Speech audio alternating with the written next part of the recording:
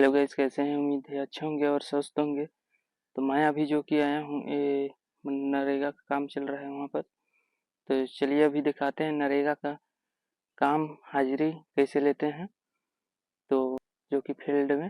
तो चलिए अभी लोग में बने रहना। नरेगा का काम चल रहा है, यहाँ पास आया हूँ और काम को दिखा सकते हैं कि कैमरामैन और इधर गोदी खंड रहे हैं, जिसे कि देख सकते हैं।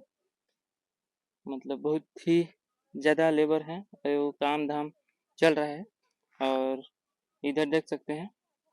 और काम को चलिए दिखाता हूँ कैसा खनते हैं और कौन टाइप के ढोते हैं। तो ब्लॉक में बने रहना। चलिए